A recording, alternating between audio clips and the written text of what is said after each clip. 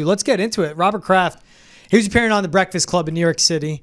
Now, he was appearing on the radio show for his anti-hate campaign he's going on, which is a great endeavor that he's embarking. But asked about Bill Belichick and the coaching changes, he said, "Our record the last 3 to 4 years wasn't what I wanted, and I had given him so much power.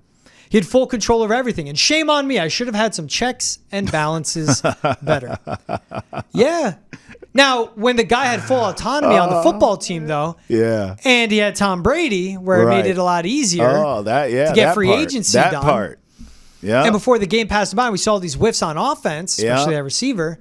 Yeah, it worked. But by then, it was too far gone from saying I should have checks and balances better. That would have been in the beginning steps, but then you wouldn't have Bill Belichick because he always wanted full autonomy over his football team. Yeah, I mean, I didn't make much of these comments. You know why? Why? It's like Captain Obvious to me. Like, think about this. I'll actually use a player analogy because we see this all the time, not just football, all sports. Think about this. Yeah. Many of you have played sports and have seen this on your own team. I know I have. In high school, there's so many teams and athletes and coaches that put up with a lot of BS, drama. Maybe the kid's a troublemaker. Maybe the kid's just a pain in the arse, whatever it is. And they put up with it because of why? The talent and you're winning. Mm-hmm. Yes? These comments from Kraft are like, I should have more checks and balances. I shouldn't have gave so much power. Bro, like, yeah, of course. Just trying to save face. But you were winning games. Yeah. You were winning titles, dog. Like, nobody knocks you. Now, in hindsight, it's like, oh, you know, Bill probably should have got fired 3 or 4 years ago. Maybe you shouldn't have had so much power here, Bill. Yeah, it's easy to say that now, but when you're having a duck boat parade every damn off season, like, they're winning. Yeah. So, of course, you're going to give them more power. It wasn't, I'm so glad you brought up Tom, because it wasn't until Tom left when it was like, oh, well, in this divorce, it's pretty obvious who won, huh? Mm-hmm. Not us. Tom. And he goes to Tampa, and what happens in 5 seconds, right? So, look, like, it is what it is, bro. You loved, you won, and then you loved, and you lost. It's life, Bob. It's going to be all right. Like, we don't need these comments either. But it's just Captain Obvious stuff. Like, yeah, I shouldn't have given him as much power. Yeah, no kidding. But you were winning. So, of course you did. And I think we all understand it. I'm so over Bill. I'm kind of over Bill. It's just like Kraft's not going to give you coach speak like I want Drake Maye to. Yeah. You know, he's going to answer honestly, and he owns the team. He can do that. He writes the checks.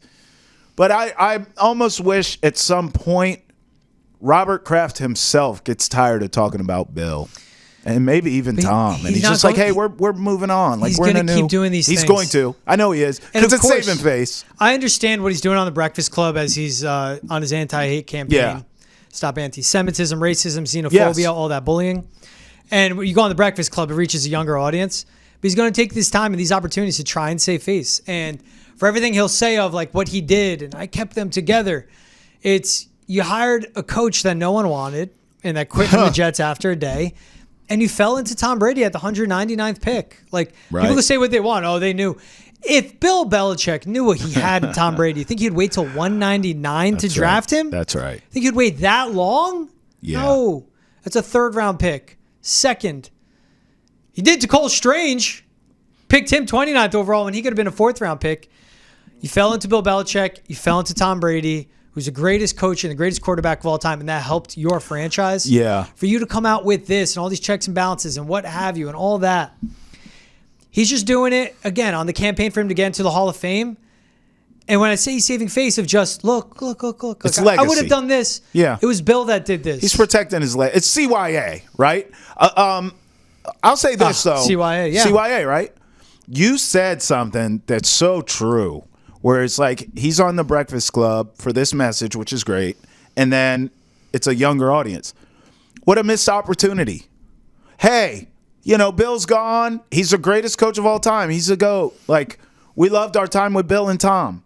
But we're really excited about the Drake Maye era. And the Drake Maye We're really era. excited about the Drake Maye. Let me tell you why I hired him. Let me tell you why we drafted this kid we got who just looked pretty good in a loss.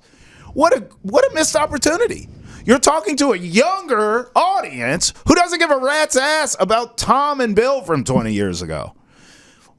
Have you seen the lack of crowd at these games? They're getting less and less people at the games, George. 29-38, Bill Belichick's last 4 seasons, no playoff wins. And since Tom Brady left, 29-38, they're 30-43 overall. One playoff appearance, they got run off the field by the Buffalo Bills. That's right.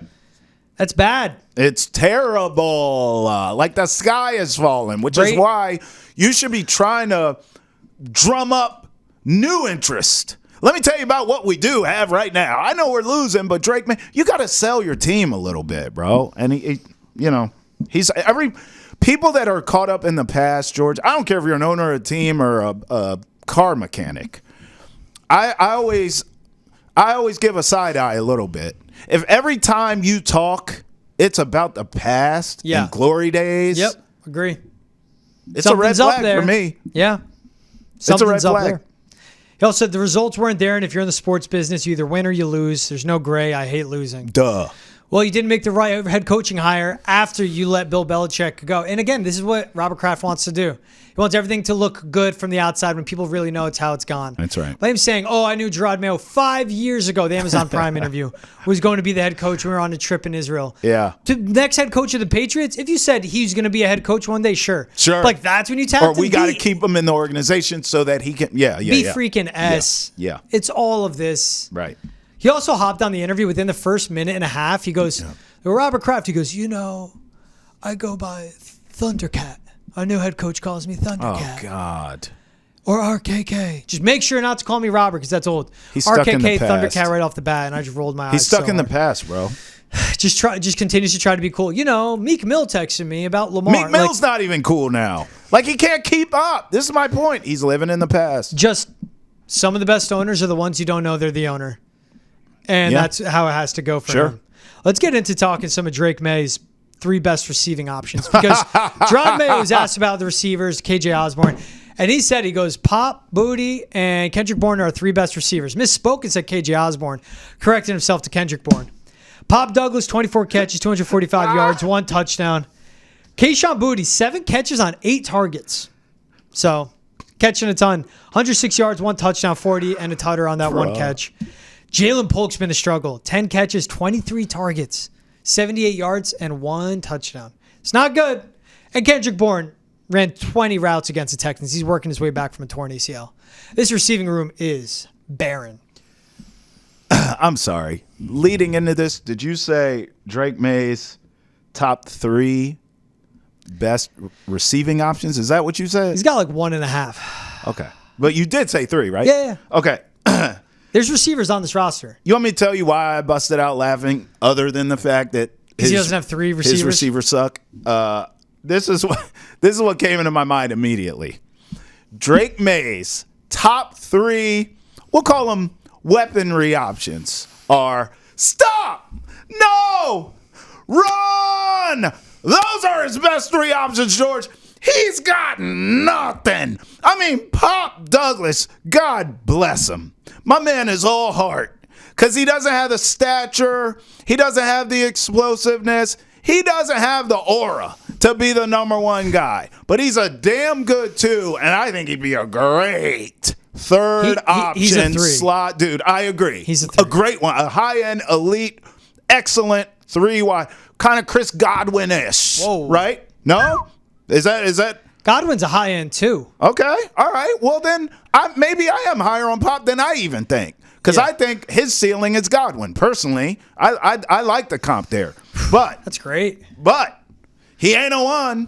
And so to 3 best options, stop, no, and run. That's your best options, Drake. And live to fight future seasons, brother, where you have actual weapons. Because this season ain't it.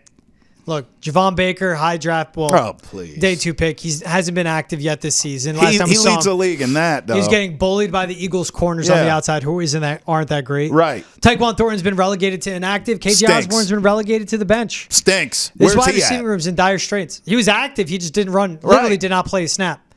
What's going on there? That was a significant free agency signing. But again, they get redundant there. He's a Kendrick Bourne. Terrible. And when Kendrick works his way back, it's big, but... And he's not yet either. And we'll see how long that Drake Maye can cover up for those deficiencies. Even looking at Hunter Henry, that 8-catch, 109-yard game he had against the Seahawks, where he's held to just 1 catch and I think 11 yards in the second half. His 4 games since, 9 catches, 94 yards. Like, yeah, he had that big game against Seahawks. They made an adjustment, figured out he was hunting zone. They know how to take him out. They're getting nothing out of the tight end room. Austin Hooper's putting the ball on the floor. And Hunter Henry's been okay. He's been serviceable. And out of the receiver room, it's Pop and it's sometimes Kayshon Boutte. And even the spacing and the route running by Kayshon's not that great.